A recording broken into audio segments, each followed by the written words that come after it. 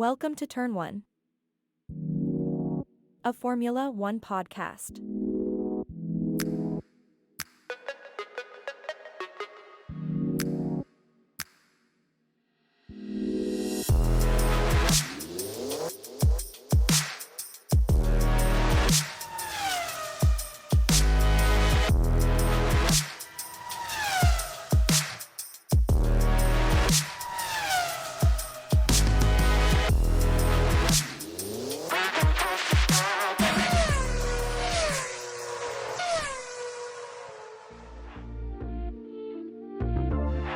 Now entering the grid. Here are your hosts, Thomas and Jeremiah. Fernando Alonso, number 14, Aston Martin. 41 years old, out of Spain, Fernando is a two-time Formula One World Drivers' Champion with 32 wins, 98 podiums, 22 pole positions, and 23 fastest laps. Fernando won both championships for the Renault F1 team in 2005 and 2006. Fernando competed in the 24 Hours of Le Mans twice in 2018 and 2019, where he won in both races. Alonso holds the record for the longest distance traveled in a Formula One car at 92,643 kilometers, or 57,565 miles. Let's move into the green car, if you will, Aston Martin, talking Fernando Alonso. Fernando Alonso, like we've mentioned in past episodes and earlier in this episode, is on a tirade right now. Yeah, he's found the second prime of his career, and he was taking every advantage of it in that Alpine car. He moves to Aston Martin. What does that look like? We're going to see. The Aston Martin, supposedly from what he was told, they've brought in a bunch of different team members who are all focused on winning or at least improving the car, I guess. Right. And so I guess he heard that and thought, oh man, I got to make the jump. Right. Let's be honest. Ferrari's not going to offer a seat. Mercedes is not going to offer a seat. Red Bull's not going to offer a seat. And he's at Alpine already. So maybe, I guess he saw what Aston Martin was becoming and he was like, I'm going to jump on board and see if I can help that out a little bit. He is a menace on the track. He is, last season at least, he felt like he was always in the top 10 and always working his way up. Every time the race would start, the Alpines, I don't think their qualifying pace was very good, because they would start the race and you'd hear Crofty and Brundle say, oh, this race will sort itself out here in a couple laps. And then the Alpines work their way from 10, 11, 12 up into 5, 6, 7 spots. And he was on people's tail the entire season, working his way up through the field, trying to get overtakes, and ultimately got a number of points. And I'm not sure. I'm getting a vision. I can't remember if it was from Drive to Survive, if it was from watching the races live, or if it was just from me doing my research, looking through past seasons and everything. But there is 2 or 3 different occasions where Fernando Alonso wrecks out and he just pulls out a lawn chair on the side of the road and just sits there and watches the races next to the marshals. In fact, I remember one time he grabs the camera and starts trying to act like the cameraman for them, and he's trying to zoom in on the car and follow it as it's going around the track. He's just having fun at this point. I think your favorite video of him, and I guess now my favorite video, the best lap that never was, Max Verstappen's 2021 Jeddah lap. Yeah. He was on an absolute flyer, and while Max was laying down that lap in real time, Alonso was being interviewed by somebody and couldn't focus on the interview. No, so they were... It's a funny clip. So we'll have to either play it or maybe y'all can look it up at the house. But he's being asked questions and is not responsive. He's sitting there looking at the track, and then they made sure that they said, we'll keep an eye on Max Verstappen. And Fernando goes... And they're like, so what do you think of your lap? And he's like, oh, it was pretty good. I think it was, And then right at that moment, Max slaps the wall. And Fernando backs up from the interview, takes a second, looks at it. It's silence for a little bit. And then he goes, well, back to reality. Because I think he actually did set a good time during that qualifying. I think he's both not our favorite drivers, but definitely up there in terms of drivers that we like and root for, because he's a great personality and he is really good at what he does. No, I've kind of in my time researching You're Fernando adopting him Alonso, as your favorite. I swear I'm adopting him as my favorite Sure. driver. And the reason why is because at first it was his drive. It was his ferocity behind the wheel. It was his Max-like driving style, trying to go for the most aggressive overtakes, trying to make sure that nobody can pass him, defending as good as he can. But then I started to dive into his interviews and I saw his personality. The dude's funny. Yeah. It's not intentional, but he acts like a kid. It's almost like that's where we're going to see Carlos Sainz in a few years. I mean, let's think about it. He got interviewed and he's like, it's going pretty good. And he's doing the interview, watching Max the entire time. He wrecks out and sets out a lawn chair, sits out there and just starts sunbathing while watching the race. He grabs the camera on the side of the track and I think he's, like you said, I think he's just having fun. Yeah. Lance Stroll, number 18, Aston Martin. Stroll is a 24-year-old pay driver from Montreal, Quebec. He is the son of billionaire Lawrence Stroll, the current owner of the Aston Martin Formula One team. Lance Stroll entered the Ferrari Driver Academy in 2010, racing in F4 and F3 before being handed a seat at Williams Racing for the 2017 and 2018 seasons after Lawrence invested in the team. Stroll moved to Racing Point, now Aston Martin, after Lawrence and a consortium bought and took over operations. Teammates with Formula One greats Sergio Perez, Sebastian Vettel, and Fernando Alonso. His best season was 2020, where he finished 11th. He has 0 wins. So let's talk about the other side of the Aston Martin garage. Let's go over Lance Stroll. The less desirable side of the Aston Martin garage. Oh, so I'm going to have to agree with you on this one. I've never been a fan of Lance Stroll. I mean, the only thing that I can say is I guess if you put him up next to like Latifi or Mazepin, who are other pay drivers, he's better. He's better. And, you know, maybe after a few years in F1 now, he's kind of earned his spot, but it's not at the team that he's on, and it's not in the positions that he's getting. He should be getting 20th or 19th in a lower car. Okay, the pay driver thing, his father Lawrence obviously has paved the way for all of his seats in his careers. And again, probably a slightly below average driver, especially considering where he's finishing. Even if you put him in a good car, I don't think he has the aggression or the finesse to get up there. He didn't compete in Formula 2.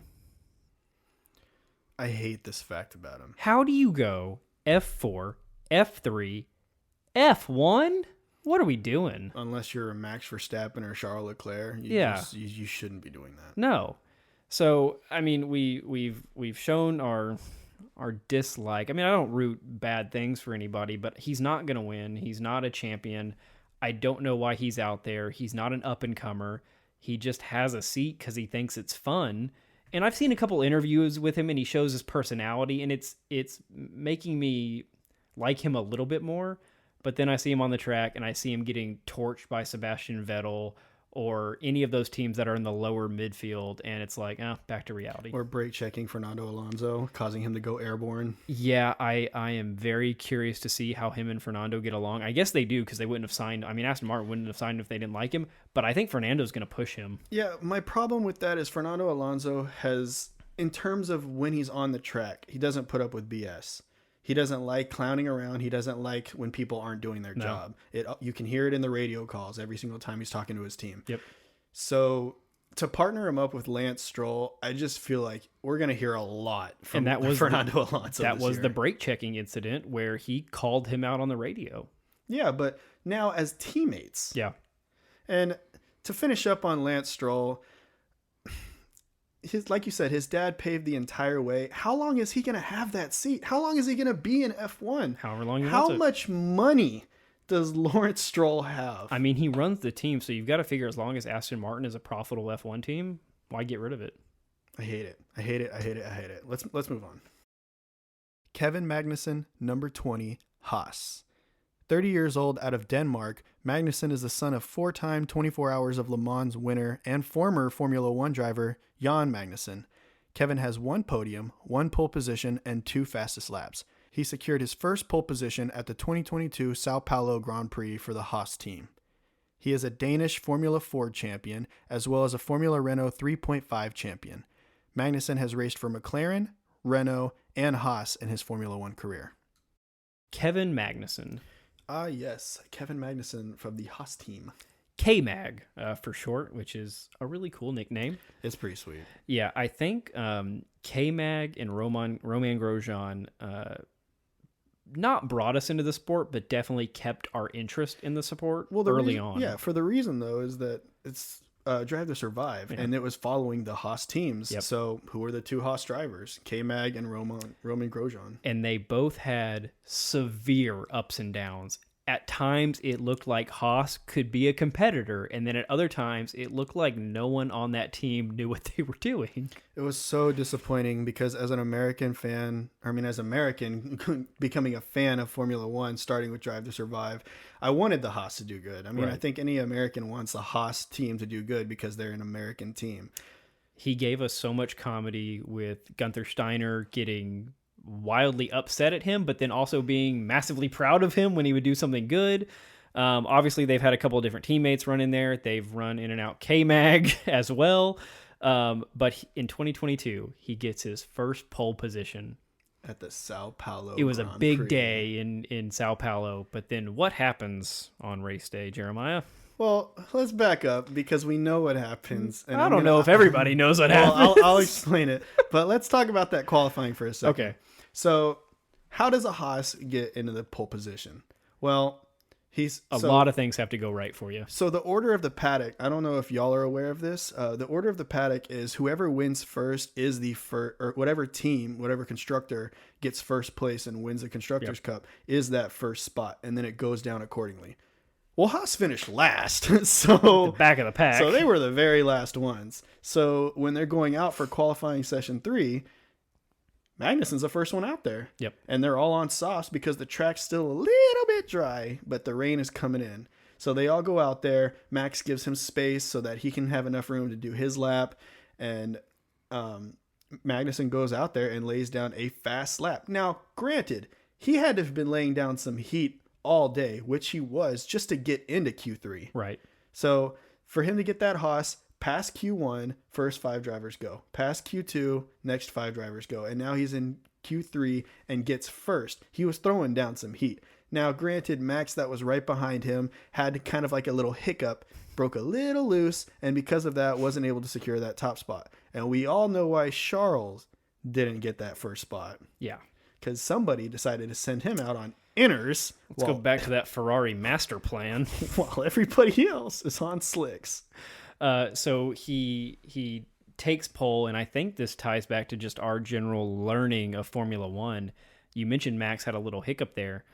Whenever we say hiccups or someone slides through a turn or something like that, we're not talking, oh, they lost 10 seconds in the lap. We're talking hundredths of seconds in a lap make the difference between first and 20th on the F1 grid. Yeah. But what happens on Sunday, race day? So on Saturday, they had the sprint race. That was a sprint race weekend. And at that point, he goes from the first position, and he's got Max Verstappen behind him. He's got Sergio Perez behind him. In a far better car. He's got both Ferrari drivers behind him, not on inners, and coming after him. He's got the Mercedes drivers. So he falls down to, I believe, 6th or 7th. Yeah. And if he kept that Haas in the top 10. That's pretty good. Sure. That's pretty good. It was way better than what they would normally experience on a race weekend. Right. So then we get into actual Sunday, the feature race. So he's going, God dang it, man. He's going around, and it's lap 1 or lap 2? It was lap 1, I think. It was lap 1, and I think it was even turn 1 or maybe turn 2. It was very early in that lap. So he gets slapped by a McLaren. Daniel Ricciardo. Well, yeah. And he goes flying off the track out of the race. There it went. And pole position gone. And top 10 finish in the sprint race gone. Haas's dreams of becoming the World Drivers' Champion and Constructors' Champion gone overnight halfway through the season. No, but we love him. We really do. I mean, his it's something about watching him drive. It seemed like he was really bringing it to everybody. He's got that aggressive style. Sure. Unfortunately, with him though, he doesn't always stick it. Yep. Which is why he wrecks out a lot. But I prefer that. I like his style. It's more interesting. Nico Hülkenberg, number 27, Haas. At age 35, he will be the 3rd oldest driver on the 2023 grid behind Alonso and Hamilton. Hülkenberg comes from a racing history-rich Germany and has had 2 stints in Formula One. He first raced in Formula One for Williams in 2010, moved to Force India 2011 to 2012, and again 2014 to 2016, departing for Sauber for 2013 only. Hulkenberg concluded his first Formula One stint with Renault 2017 to 2019. Hulkenberg's best season came in 2018 with Renault, where he placed 7th overall. To date, his best racing highlight is winning the 2015 24 Hours of Le Mans. He rejoins the Formula One grid for 2023, replacing Mick Schumacher at Haas. So the other side of that Haas garage, replacing Mick Schumacher, Nico Hülkenberg. I don't have a lot on Nico other than in the driver bio, you would have heard that this is his second time in a full-time Formula One seat. I don't know why he's out there at 35. He's one of the older drivers. He's not an up-and-comer. He didn't do that well the first time around. I don't know what Haas sees in him helping them even become a midfield team at this point. So I'm going to kind of go against you on this a little bit. Nico Hülkenberg was in talks to take the Ferrari seat, but he was talked to by McLaren and also Mercedes, I believe. I could be wrong on the last one, but I know for a fact the Ferrari and the McLaren. Okay. So he moves to the McLaren because Kimi Räikkönen takes the second Ferrari seat. But they didn't just offer him that seat for no reason. He's been doing really well. Yes, in a middle of the pack car, but he's been doing well with it. You can go back and you can look. He was pushing that thing, beating his teammate in almost every race, right, and getting points. But what happened to Haas's mentality on we are fighting to not just be a midfield team, they are fighting to be the Alpines of the world, getting up into 4 and then trying to get up and competing with Ferrari. No offense to Nico, he's not that guy. Yeah, well, it's kind of like Gunther Steiner said, they're abandoning the whole young driver thing. They need experience because, quite frankly, I don't think they know their car. No. I think they need as much experience from their drivers as they can get so that they can get knowledge about their car and how to improve it. And I'm not going to go back on myself, but okay, Haas is another Ferrari engine car like Alfa Romeo, and we know that's a fast engine. It has reliability issues. If they can get those cleaned up for 2023, especially with K-Mag's aggressive driving style, there is a chance, it might be small, there's a chance Haas improves.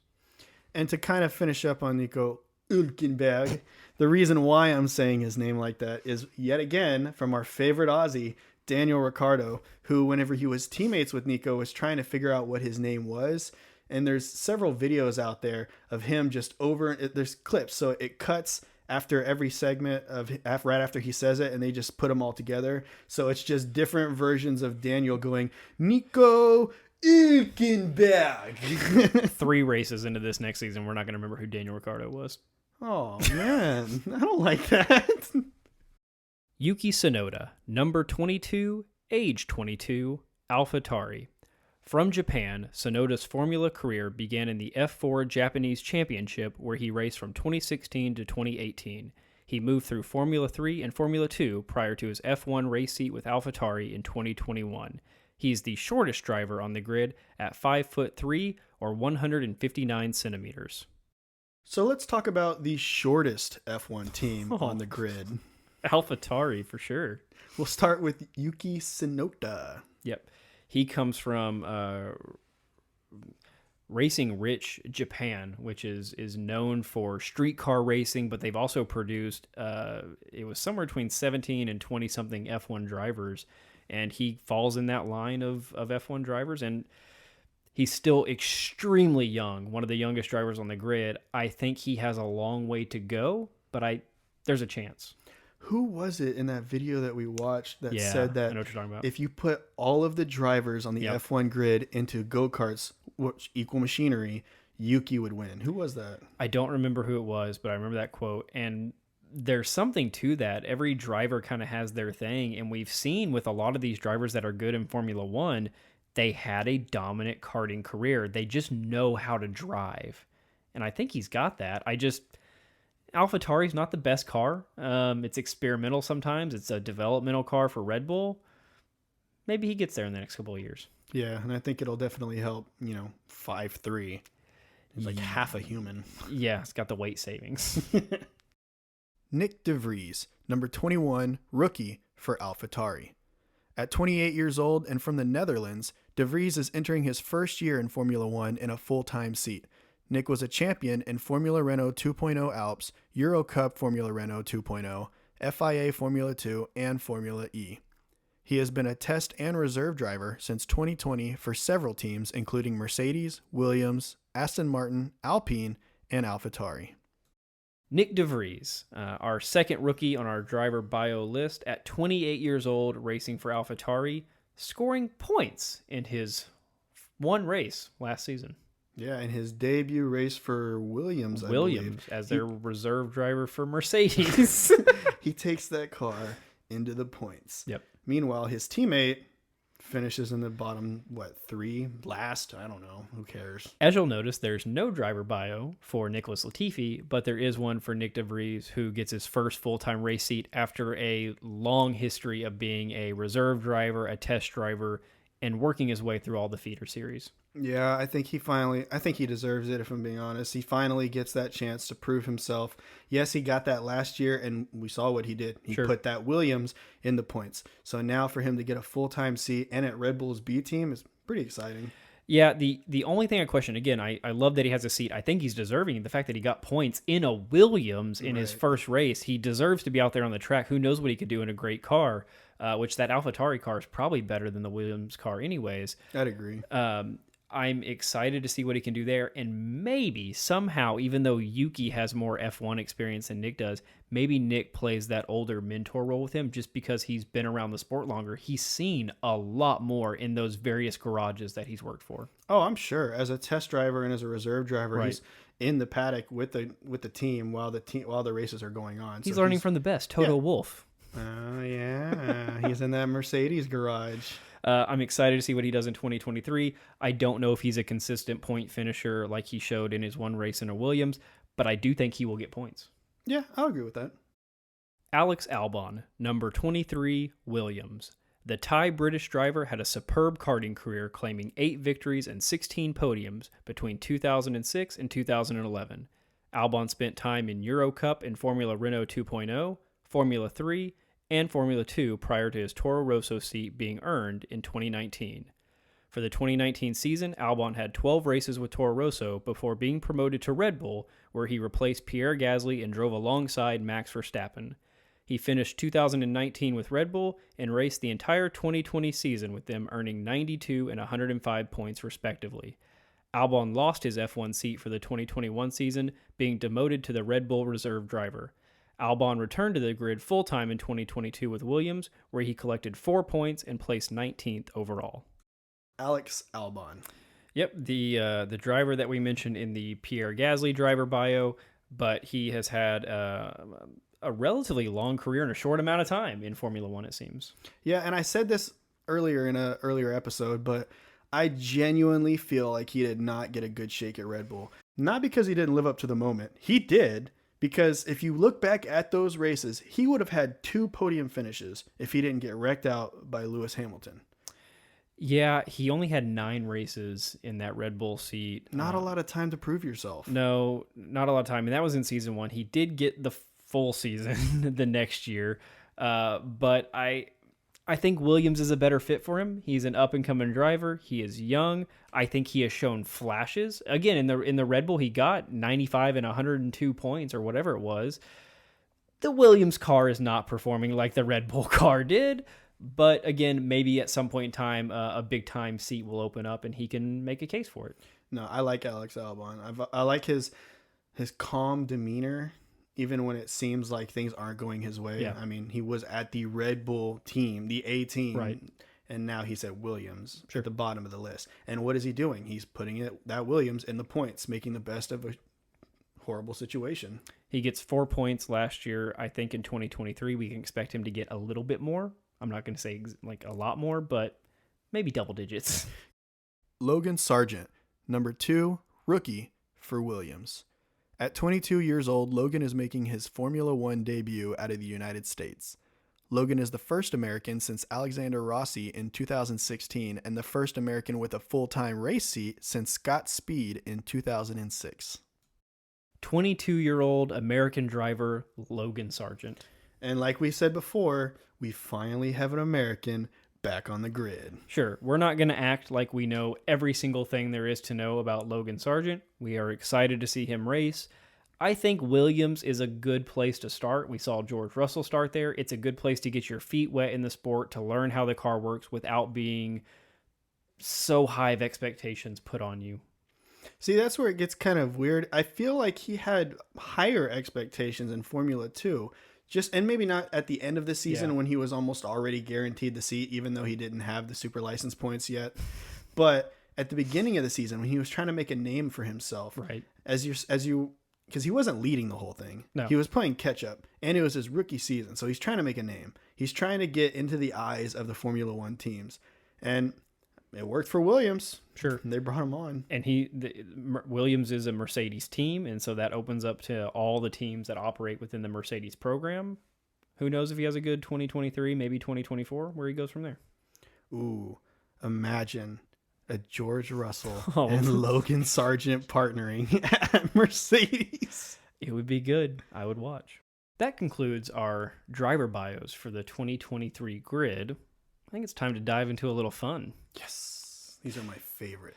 So to conclude this episode or wrap it up, we wanted to do our driver rankings 1 through 20. We're not going to spend a lot of time on them. We just did their bios, but we are going to explain a couple of little snippets about why we put that driver in the spot that we did. So with that, I'm going to ask you to start by giving me your number one driver for the 2023 grid. And last quick point of clarification, this is not where we think the driver will finish in the 2023 standings. This is where we see them as a driver, overall skill. Right. So to kind of go along with that, if you put all of them in the exact same equal machinery, this is where we think it would fall. Sure. The Nico Rosberg, Lewis Hamilton discussion. So for number one, I think we're in agreement. Let's go ahead and get it out there. Zhou Guan Yu. Okay. So maybe not. No. So I think we're both in agreement. Number one, Max Verstappen. Max Verstappen, I think the clear number one. I don't know if many people in the F1 world would disagree with us. He won in 2021. There's the debate over that. 2022, he was far and away the clear winner. No, and the reason why I had to put him number one is simply because we're talking today. Yep. We're not talking of all time. We're talking about if you put them all in a car that's the exact same today. Right. Max is dominating. And Red Bull had their car figured out from the start of the season, but especially at the end of 2022, he was so far ahead of everybody on lap 6 or 7 of every race. I think he's going to do that same thing this year until someone figures out a way to upgrade their car. Okay, well, if we had the exact same number one, I'm going to go ahead and roll into number two. Please. So I'm going Lewis Hamilton. And we are different. So you tell me why Lewis Hamilton, and I will give you my number two. Redemption! Redemption! I'm telling you, he's driven and he's ready. I don't think so. That's fine. You're wrong, but that's fine. On number two on my list, I have Charles Leclerc. I think that's a much more safe pick. I will give you credit for going out on a limb, and I know that's crazy to say Lewis Hamilton at 2 is going out on a limb, but when you look at last year, Lewis didn't win a race. George outperformed him in the car all season. Lewis didn't figure it out. I think the only way Lewis gets second is if he has that car figured out from day one, and that means Mercedes has the car figured out from day one. That's fine. I still think that he's deserving of that number two. Just granted, we are talking about today, but you look at the body of work, which only says one thing, and that's he's got knowledge. Sure. So I've got Charles Leclerc at my number two, which I don't think you'll give too much of an argument to. Nah. He was number 2 in last season's race. I think he could have been way more competitive with Max throughout the season if he had better strategy and the car didn't have the reliability problems. I know this is F1, and that's what happens. And you as the driver only have a certain level of control over the team and the car. But he goes 1-2-1 in the first 3 races of last year, and then he DNFs, and then he gets 4th, and then 5th, and then it slowly falls off hill to where he's just getting points finishes. Sure. And I think in 2023, that Ferrari is still probably going to be the fastest car on the grid. And if it doesn't break, and his strategists are just okay, he has a shot. Okay. So you had Charles at number 2. Yep. So, if you haven't noticed yet, I haven't said Charles' name, and I'm not going to for number 3. Oh, no. I was sure of it. So it's obvious to me so far you've picking a lot of safe picks. 1 and 2. That's what it is. They're both safe picks. Max is the guaranteed number 1. Charles, yeah, he's Ferrari. He was competing with Max. That's number 2.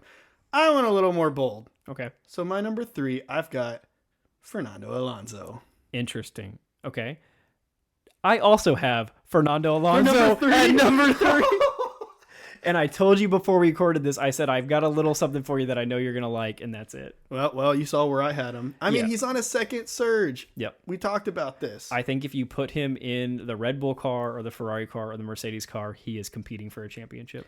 I genuinely believe with my full heart, if you put him in that number 2 Red Bull spot, we would see a battle for 1-2. It would no longer be the defensive Sergio. No. Now we have the aggressive Max trying to defend the aggressive Fernando while he tries to overtake just to turn around and be aggressive in defending. Going into turn 1 of every race would be a fight for survival for those two. How many times would they collide?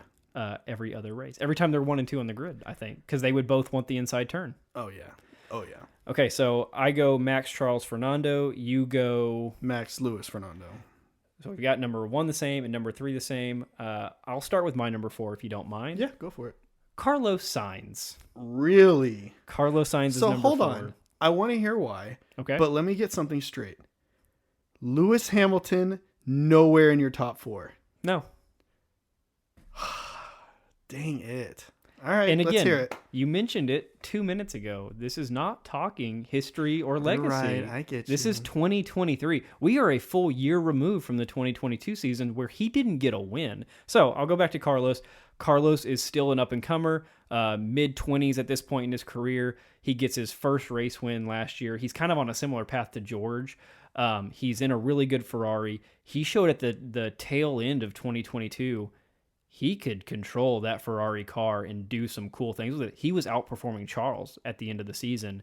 And I think if he comes in with that mindset and attitude in 2023 and Ferrari's got the car situation figured out, he's going to have a couple more wins under his belt. Okay. What do you got? I'm going with the other side of Ferrari. I'm finally going to mention Charles Leclerc. Okay, just like you mentioned Lewis not being on my list, I'm kind of surprised he drops to 4 for you. He finished second. So he drops to 4th because he hasn't figured out how to run his own race. He still runs the race of his team and what the master strategy is. So until he can figure out how to make his own calls, make his own judgments, and I mean, that's the only way that I can see him moving up. I agree. We don't know enough about these F1 garages or how the team principals run their team to know what control they have. We saw obviously Carlos straight up deny some plans, but we don't know what the repercussions are behind the scenes for that driver. And maybe Charles is playing the long game. He was signed at a young age to that Ferrari program. He gets paid a ton of money. Maybe he's like, all right, I'll wait this out and see what these people have for me. That's fine. We'll see how that plays out. Okay, so that was number 4. Give me your number 5. So for number 5, I'm going George Russell. I am also going George Russell at the 5 spot. I got him. I like how we're lining up in here, but then randomly we're just shooting wild names. So why do you got George at 5? So I've got George at 5 because he proved himself a lot this last season. Yeah. I'm not going to lie. With that race win, he made a statement. And that statement is Mercedes' car was not good enough to win a race. I did it anyway. It's not a career mimicking exactly Max Verstappen, but when you look at Max Verstappen, he goes from Toro Rosso, right? Right. Where he was good, figured things out, goes up to Red Bull, doesn't win immediately at Red Bull. He won his first race. Yes, won his first race, but doesn't, he's not. I got you. Yeah. He was still competing with Danny Rick at the time. But George obviously starts at Williams, does really well, proves himself, goes into Mercedes, and then learns how to be a top-tier driver, and then starts winning in this past season. That only gets better as we go. He learns how to be a top-tier driver from the top-tier driver. Yeah, I don't know if you have a better mentor than Lewis Hamilton and Toto Wolff on your team. Okay, number 6. Go ahead and pop this one off for us. Sir Lewis Hamilton. Number 6. At number 6. He's not in your top 5. He's not in my top 5. Oh, that hurts. And that hurts. This is, I know I said at the start of this is where we just put the drivers in terms of skill, and I think that's accurate. I also think this is about where he's going to finish next year. I think that top 5 is, outside of Fernando, I don't think he's going to finish in the top 5 in the Aston Martin car, but I think Lewis is like a number 6 driver. Who do you got at 6? I disagree, but that's fine. At number 6, I've got Carlos Sainz. Okay, so I had him at 4. You got him at 6. Why below the top 5? What keeps him out of your top 5? Well, for one, I don't see him over Lewis Hamilton. Okay. I don't. I mean, Even though he got a race win and Lewis didn't? Again, if you put them all in equal machinery today, remember that Mercedes was slower than the Red Bull and the Ferrari. You At put the them end of the season? all throughout the season, all year, even at the end. Okay. The Ferrari had tire degradation that was like after 5 laps, they were done and they were cooked. And then they had to make these terrible tires stretch another 20 laps while they lose speed. Max takes off into the sunset riding on his silver horse. And Lewis Hamilton. His dark blue horse. Okay, yeah, his dark blue horse. Or no, his yellow bull. Oh, yeah, there you go. I'm not going to fight you too much on 2 spots over Carlos Sainz. I think he's a top 5 driver at this point in his career. You know, there was a time when I would have agreed with that. Maybe it was a little ambiguous to put Lewis Hamilton at number 2, but I mean, I would have had Carlos Sainz in the top 5 before honestly, Fernando Alonso's second surge. Interesting. Okay, let's move on. I'll start with my number 7. That's where we are, right? Right. I think you're going to like this one. Valtteri Bottas at the 7 spot. Ooh, I do like that. All right. Again, I don't think he's going to finish at number 7 in the driver's team. No, I don't that's think not what this is I think about. he'll finish maybe 10 to 12. But he is still a really good driver, and I think if you put him back in that Mercedes, he's a top 5 guy. I think you put him back in that Mercedes, he's getting second and third in their driver standings every year. Absolutely. Who do you have at 7? So for number 7 for me, I've got your overhyped guy, Okay. Lando Norris. Oh, you're not going to like where I have him. Oh, jeez. Okay, but hear me out. Sure. So, like I said, we haven't been able to see a good comparison of him in a teammate who can actually do some damage. So until we can see him against someone like Charles Leclerc in the same machinery, it's hard to tell. Because right now, Ferrari takes off. Red Bull takes off. And McLaren's back there. Did we see Lando and Sainz paired up? We did. His rookie year. Yeah, And I he know. almost beat Carlos. So again, we don't have that good. And Carlos was still figuring out. He was still young at the time. Carlos was bouncing around. He had just got done with Red Bull Junior, went to Renault for like half a season, and then got bounced over to McLaren. Yeah. Okay, so at number 7, I go Bottas, and you go with Lando. Who do you have at number 8? So for number 8, none other than the Minister of Defense himself, Sergio Perez. Dude. No way, you too? I go Checo Perez at number 8. And this is different. Me and you have had these discussions, and we tried to save a lot of it for this setting. Right. But me and Jeremiah have obviously talked about who we think are our top drivers, and I usually put Sergio in the top 5. You do, which is why I'm kind of surprised. When I sat down and I put this list together, and we've had the discussions about Fernando having a surge and George Russell's rise, and obviously I can't drop Lewis Hamilton down to 8. Sergio's a defensive driver. He's really good. He's helping Red Bull win championships, and I think that 8 spot is accurate. And again, he's in an overperforming car. So if you put Sergio in an average car, not that he becomes an average driver, he's still an above average driver, right. But it doesn't play out quite the same way. No, that's exactly why I have him at number 8 as well. All right, so for number 9, Valtteri Bottas. Interesting. I'm glad that you put him in the top 10. I didn't know if you would. No, I had to, because while we were doing this video and I was doing research on Valtteri Bottas, I realized how good he was. Yeah. So yes, he was in the Mercedes, which is the overpowered car. I'm talking before that. Before that, when he was in a Williams, and he took that Williams to 4th in the driver standings in his second year in F1. So he obviously spent most of his Formula One career backing up and assisting Lewis Hamilton. But we've mentioned this. Anytime Lewis was out of the race or not competitive in a race, he would easily win or get a podium in the race. And the one thing I don't like about Formula One, but I absolutely get it, team orders. There were a number of times Lewis is fighting for the WDC, and they asked Bottas to give up a position. I get it. It's the world they live in. And he knows that was his spot at Mercedes, which is, I think, why he was kind of ready to go. I mean, I'm sure he would still like to win and be dominant, but he's now leading a team. He is. He's the number 1 driver in his own right. Okay. Number 9, Lando Norris. That's okay. You've got him in the top 10. Barely makes the top 10. I'm okay with that. And I know in our previous discussions, I said maybe he was a top 12 driver. Putting this together, looking at some of the rookie class that's coming in, okay, he's a top 10 driver. If you had put him top 12, that would have been stupid. Oh. I'm sorry, man. That is just stupid. I mean, it's only a 3-spot difference, but I get what you're saying. He is decent. I'm not going to say he's good yet. He is decent. Ew.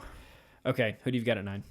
So for number 9, we already did it. Valtteri Bottas. Oh, Let's go into number that's 10. right. Number 10. Esteban Ocon. Dude. I'm At going 10? I'm going Frenchman Ocon at 10 in the Alpine car. Oh my god. We said this already. I told you similar. earlier, I think they're the most average team. What's more average than the 10 out of 20? Right, and they are an average team, and he's doing best of the rest. I mean, he's sitting there regularly getting in the top 10. Yeah. And not just like at the end of the race, he's had qualifying sessions, top 10, practice sessions where he's showing a lot of speed and a lot of promise. Yeah, I've got him in the top 10. I'm sure there's some pushback on this, but he is the epitome of an average driver. He can get a win. He can get points, but he's not a dominant driver yet, but he's also not a back marker. Okay, number 11, Pierre Gasly. Way. It ties back to what we just talked about. They're right in the middle. Number 11, Pierre Gasly. And that's where they slide. And so you have the two guys from France on the French Renault Alpine team slotting right there at 10 and 11. Yeah, that is. I didn't realize how similar our lists are going to be. This is Are wild. your reasons for Gasly the same, or do you see some kind of lack of performance from him that drops him from the top 10? It's not a lack of performance. In fact, it's the fact that he was able to perform. Maybe not in this last season as much, but he's shown crazy promise. The AlphaTauri had a little bit of a drop off last year. Right. The car was not performing. And I don't understand that. No. Because it's Red Bull. Right. So that's where it gets weird. They can't have identical cars. I know they can't trade or share certain things between teams, but it's still the big overarching company, and they can't produce a good midfield car. Yeah, and we're talking about a team that anytime that Red Bull does almost any kind of marketing with the drivers whatsoever, they always bring the AlphaTauri drivers as well. Yep. It's always all 4 of them.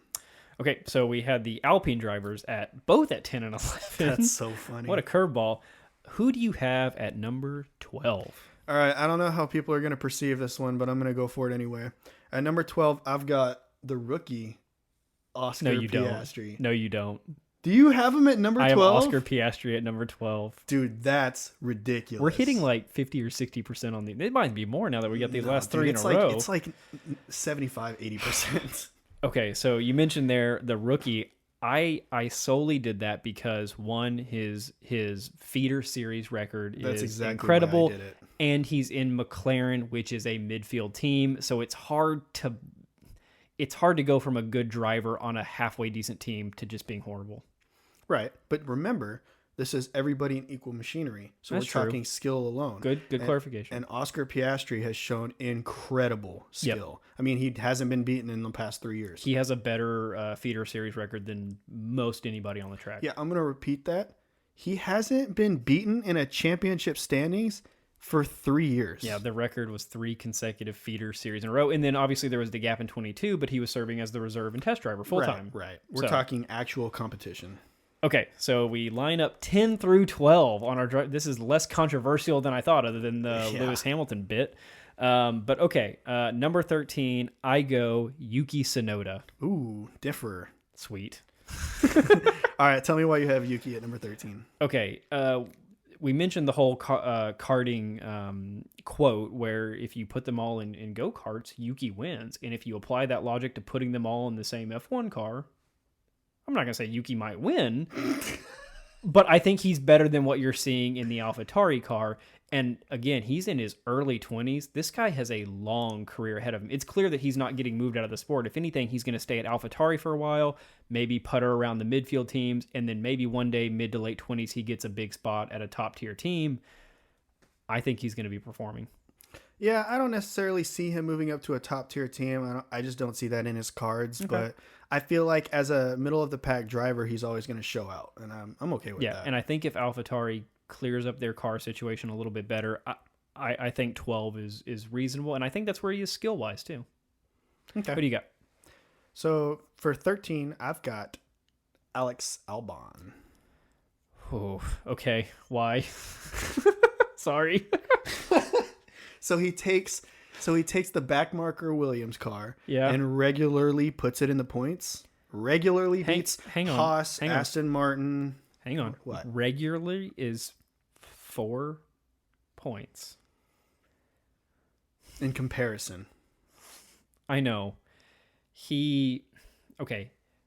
To your maybe point, he not 10. regularly got points in the 2 seasons he was with Red Bull. So maybe not 10, but he doesn't get lower than like 13th. Okay, I disagree, but I get where you're coming from. Okay, who do you have at number 14?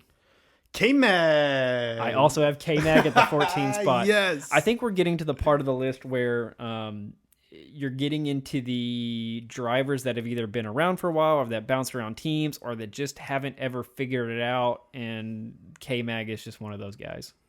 Yeah, and unfortunately a lot of that is circumstance. Like when he came into the league, he was doing when he came into Formula One, he was for McLaren, if I'm not mistaken. When Haas drafted him.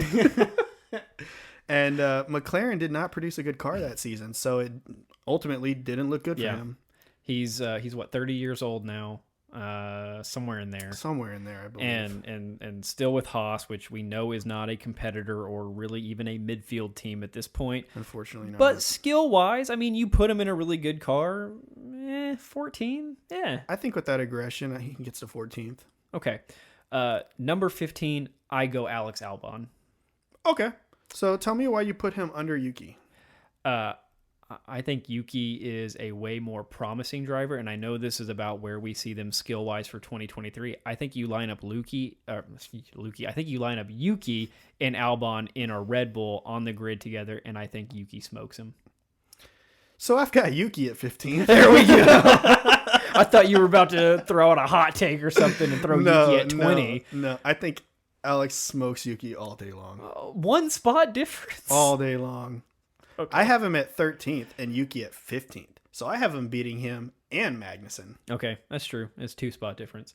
Fair enough. Who do you have at number 16? So I don't really know how I feel about this one just because I haven't seen as much as I would like to. But I'm going to go with Nico Hülkenberg. Interesting. Okay, why? So like we talked about earlier, he did have a lot of promise and he did do good results for a middle of the pack car. He's an experienced driver. There's no doubt about that. Right. And unfortunately, he experienced the door as he got kicked out of F1.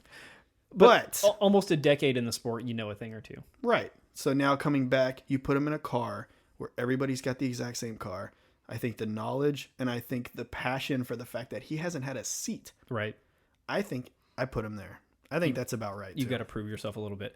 I go rookie Nick DeVries in the 16 spot. Interesting. Because he claims points in a race with Williams. And we saw all year that Nicholas Latifi could not get points. The Williams car struggled. He comes in race 1. He starts, I think, in 8th place and finishes in 9th place. That's about as good as you could ask for a Sunday with a Williams. Well, you definitely know he wasn't moving up. No, but holding that spot was key, and that showed that he had some serious ability. That's all you can do in that car. It's all you can do. Exactly. Is hold spot. You show your defensive skills. But what does he show?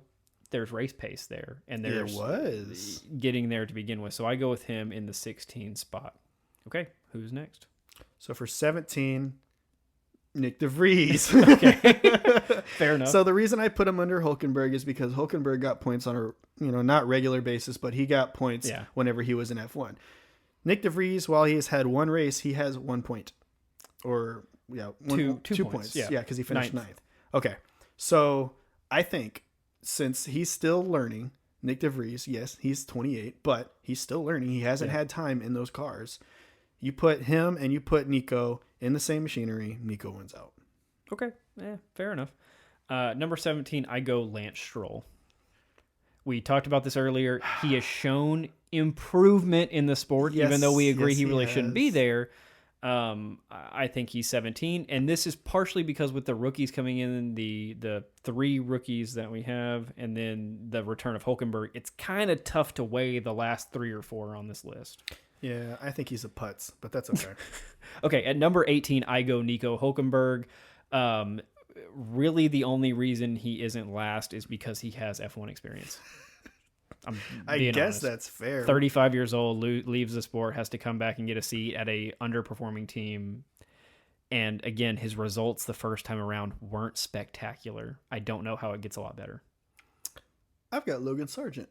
At 18. At 18. Interesting. The guy we know probably the least about because, again, Fair. it's new to the whole Formula world. Why?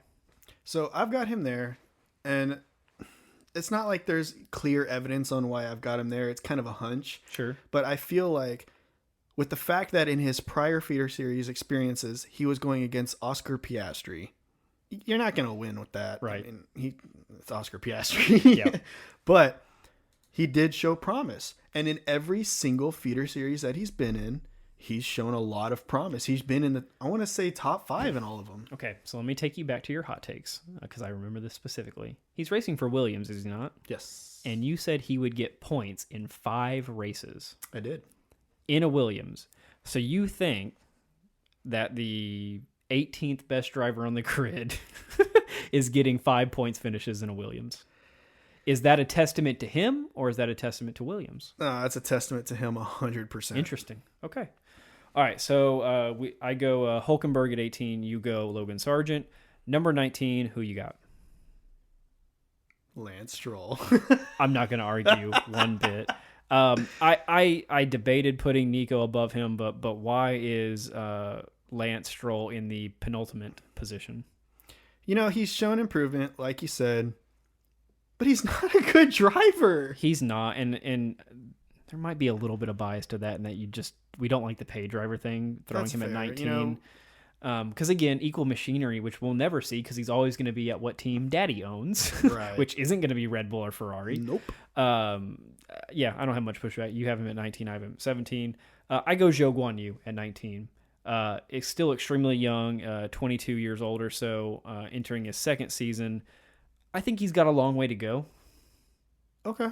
So you're putting him over. Well, we'll get to that. We'll let you. There's we'll let only you one say- person yeah, left. and I know who it is. It bothers me, but it's fine. It's an experience thing. He's been out there 1 year more. Go ahead and say it. Why don't you go ahead and do your number 20? Okay, so number 19 was Zhou Guanyu. Number 20 is Logan Sargent. There it is. He's the rookie I know the least about. He did not have quite the illustrious career that Piastri had. Nick DeVries already had a points finish in a race. To me, that just slots him at the last rookie spot. And because Zhou has that race experience of a year, I put him last. It wasn't really a tough decision. I hate to say, nothing against him. He could definitely be better than that. That's fair. I think our rankings going into the 24 season will be more accurate for these guys, but this is where I got. What do you have for 19 and 20? Oh, I've got for 19. We talked about it. I've got Lance Stroll. Oh, apologies. For 20, I've got Zhou Guanyu. Okay, yeah, fair enough. I haven't seen anything, man. The only thing I've seen is the bottom of his car. That might be a little insensitive. I apologize for that. As it flips into the cage and people pull out their phones to record it instead of running away. I mean, I can't really disagree with you much because I had him only one spot higher. If let's take Logan Sargent out of the equation, Zhou Guanyu's last on my list because he is the least performing driver on the grid. He is, and my only concern with him is that he will never get the chance to show what he can do in a better car because he's not showing what he can do in a bottom midfield team in Alfa Romeo. I think the best thing that can happen for Zhou is he really spends this year learning from Valtteri Bottas and trying to analyze as much as he can, soak in as much as he can so that he'll have 2 consecutive years of learning from somebody who we have in the top 10. Right.